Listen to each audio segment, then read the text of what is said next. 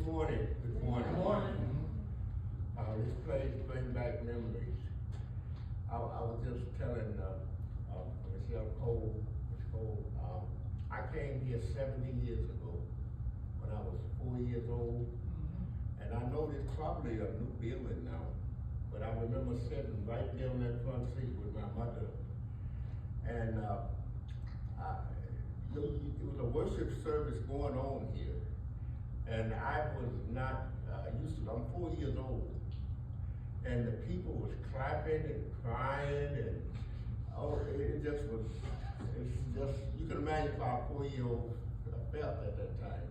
And I saw this little baby was sleeping, and I guess the mother was crying, and she passed the baby to someone else. That baby might have been one of you guys, but nevertheless. But I said, this baby must be dead, and all these people are crying and weeping and shouting.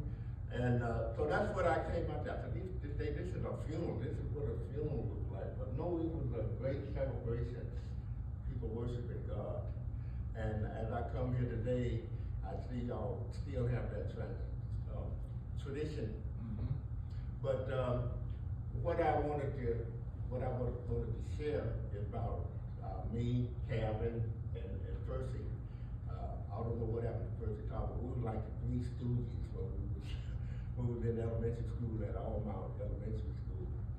But what I want to talk about is just a brief moment is our history, Black history, as me as an individual.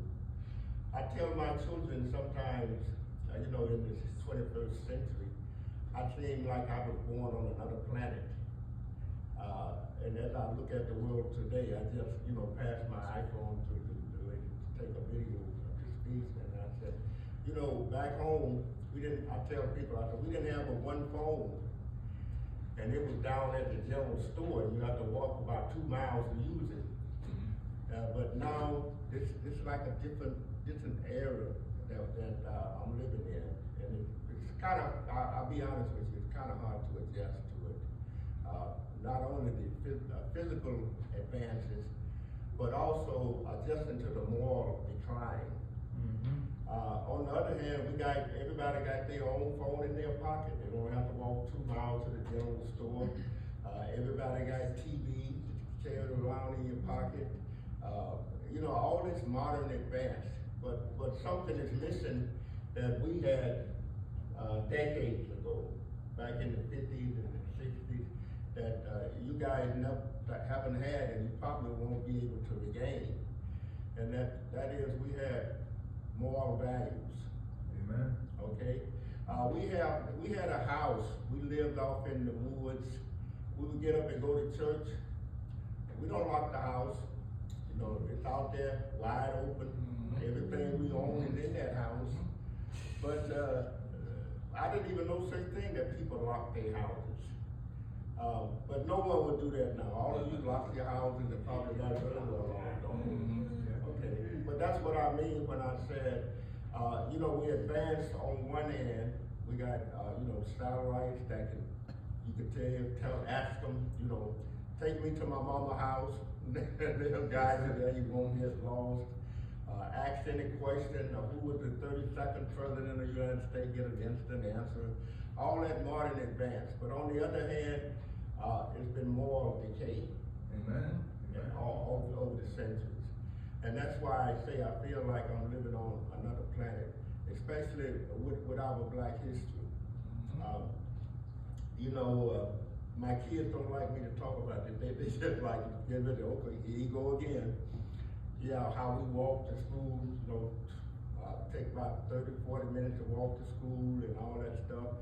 How I used to pick cotton, probably you did too. Yes, I did. 2 cents a pound. We're lucky you can pick 100 pounds, you make $2. That's it. Okay. But that developed something in us that I think is lacking in this new generation, that work ethic. We didn't mind working. Picking cotton 14 hours a day was no big deal. I didn't think nothing of it. But we lose some of that as the years pass and as the decades pass, and as Moses says, you know, when he put on that rock, you know, remember this place, remember where you come from, pass it on to your children and your children's children. Mm-hmm. And it seems that we are neglected in that duty. And that's why we as a black people, you know, we have a president, we had a black man president. I never dreamed that would happen, but it happened in my lifetime. Mm-hmm. But in that same lifetime, what has happened to us as a people? Okay, like I say, nobody broke in nobody's houses. We didn't know what gangs was. We didn't know what drugs was. We used to smoke something in the woods. We call it rabbit tobacco. That's what it was. Oh my goodness! I used to tell my kids that they think I'm making this stuff up. That might have been weed. I don't know.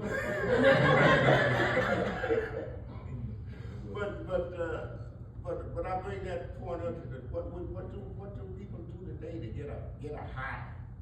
You know, they don't understand what a high. When I came here 70 years ago, the people in this congregation, they was on a trip. They was worshiping God. You can never get on a high like that. But we seek these things in other places.